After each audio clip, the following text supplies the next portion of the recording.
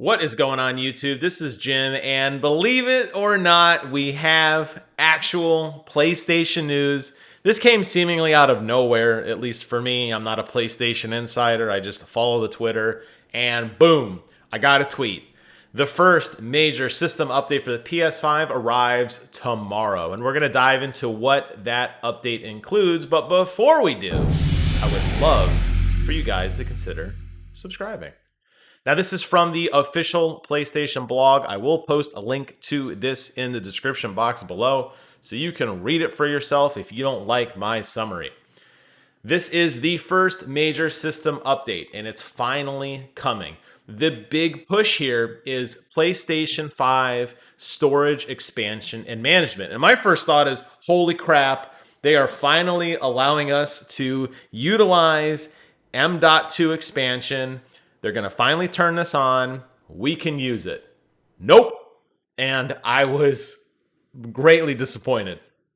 What they're talking about is the fact that you can now take PlayStation 5 games and transfer them to a USB external storage. Up until now, you've only been able to transfer PS4 titles over to external storage. Now, they're going to let you transfer PS5 titles to external storage.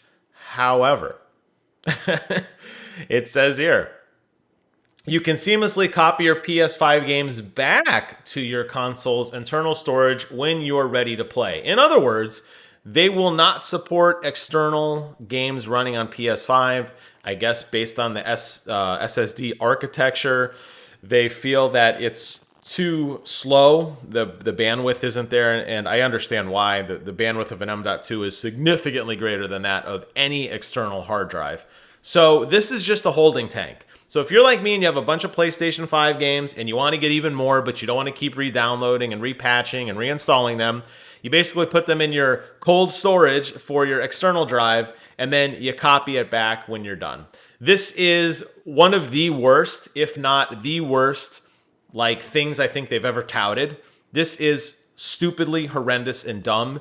This was capable back on Windows 95 of bulk USB copying, of bulk storage. This does nothing for gamers. This is a major, major, major slap in the face, in my opinion, and I am a Sony pony. I don't like this. I think this is horrendous.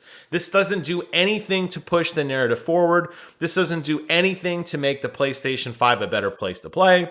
This doesn't enable the internal M.2 processor, and yet this is something they want to tout. I am very, very, very not happy about this at all. They added some other things, though, too. They're going to add some social features with cross-generation share play, which a feature I don't really think a lot of people use. But now it's going to be cross-generation. So PS4 and PS5 players can now share play together while chatting in parties. That means PS5 console owners can let their PS4 console friends view their game screen or even try out games via share play. Now, since all the processing is done on the PS5, the share play feature should work anywhere. This is cloud computing 101. This should work on any device, your cell phone, anything. It doesn't matter because no processing is happening on the receiving screen. It's all done internal to the PlayStation 5. The fact that this was not implemented at the beginning is a little baffling. I don't know how many people generally use share play anyway, but the fact that they're opening up to PlayStation 4, I guess, is good.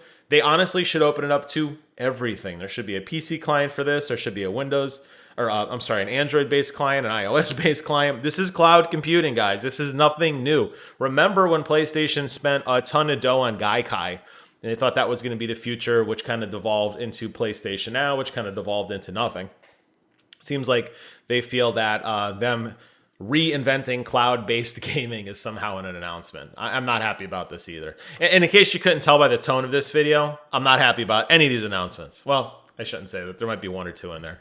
Next one, enhanced control and personalization options for PS5 consoles with an improved game base. The game base menu has been improved for quicker access to important content and features.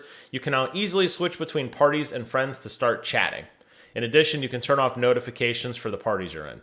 I don't know how much people use parties outside of everybody joins a party and they're done. That's how I use it. I don't ever remember a time where I was jumping between parties or jumping between friends and non-parties in a way that I felt like something like this was important. I guess there is some group out there that wants to talk to two separate groups of people at almost the same time, but not have the two groups speak to each other. I don't have a lot of PlayStation friends. I turn off a lot of that. I only have a couple close friends I game with. So I'm not really entirely sure what this update is for. But okay, I mean, it's an improved functionality, so I'm not going to like knock it too much. It's just not for me. You will be able to disable game chat or adjust player's volume. You can now quickly disable in-game chat, which turns off your mic audio and the voice audio of all other players, which I love. Right now, what I have to do is when I want to play a game and I don't want to be bothered, I start a party by myself. And that way my microphone doesn't pick up everybody else. Instead of muting everybody in every single match of Call of Duty I ever play, this is a nice feature. This is probably one of the best things that I can think of in this particular update that, for me personally, is something I'm very, very excited about. Additionally, you can easily adjust individual game chat volume of the other players. So you don't have to ask their friends to increase or lower their microphone. Thank you so much for this.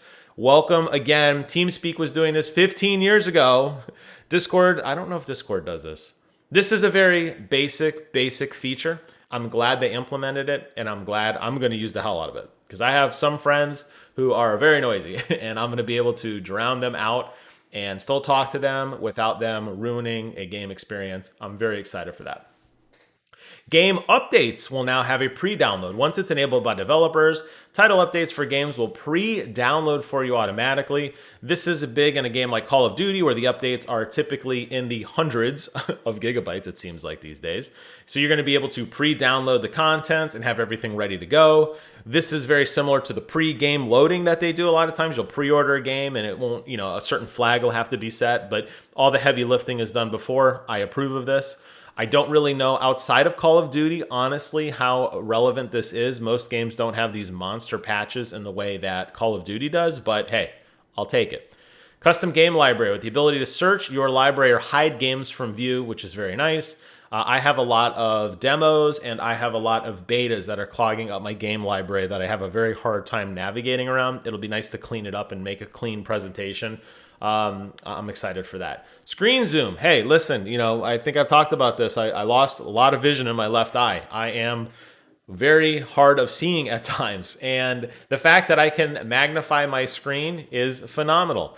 I even have the font on the largest, and there are certain times that I wish it was just a little bigger. So it sounds like I'm going to be able to tweak that. I am all for accessibility. Give me all of it.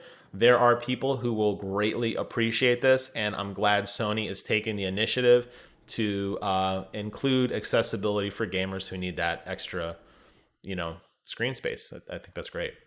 New trophy system and stats screen. And there's a picture here. We could look at the picture together. The level of trophies that results in automatic capture of screenshot can now be customized, which I turned off almost immediately. So you can choose to only capture moments when you're in higher grade trophies like gold or platinum. So instead of getting these dopey screenshots for like every bronze trophy, which they give them away like candy anymore, we're also introducing a player trophy stats screen where you can check out the summary and your trophy level at a glance. So there you go. More ways to see the trophies that you have. Don't really know. I don't know. I guess there are trophy hunters. So I guess this is a nice feature. The fact that you can further customize what you want the console to do, I think, is a positive change. New features for the PlayStation app. Now, we're introducing a myriad of new features to the Play. Oh, and by the way, I just want to point out, that was it for the console upgrades. Not a lot. Okay, now we're jumping over to the PlayStation app. PlayStation app will make it easier than ever to connect to your console experience remotely. We've introduced the ability to save products in a wish list, get notification when your friends are online, and change your console status. In the coming weeks, we'll be rolling out more, including the ability to join a multiplayer session from the app, manage your console storage, compare trophies with friends, and sort out products on the PlayStation Store. Now, those are all welcome features for the application. And again, cloud-based computing. And again, being in this one, ecosphere, which Microsoft has absolutely nailed this generation. Sounds like Sony is finally figuring this out. So you're going to be able to have more power with your phone. It's going to be treated much more like a second screen, and it's going to interface more into the stuff in console that you already have, and that is good. But overall, guys, not pleased about this one at all. I don't really feel like this is a home run. I don't really feel like this touts a major blog post. I got this tweet and I was really excited. I was like, oh my God, it's happening. We're finally getting some good updates. And then I read through them just now with you again. I mean, I read them before I started this video, but I read it before and I was like, oh no, like, really? These are the updates you have? Sony, I love you guys. I will always be a Sony pony and I will die on that hill. Sony is the premier console, period. I will always say that. I will always defend it. Bring the roasts. I don't care. But as a diehard fan, this is not the news I wanted to see. I wanted to see further customization, meaningful customization, internal hard drive space, finally with that M.2 expansion slot enabled. I want us to be able to further customize our user interface. I want us to be able to have the features we had at PlayStation 4, which were removed, bring those back. Not happy, not happy, not happy. Sound off below. Let me know how right or how wrong I got this. Thank you guys so much for watching. Take care of yourselves, and until next time, I will see you guys on the other side.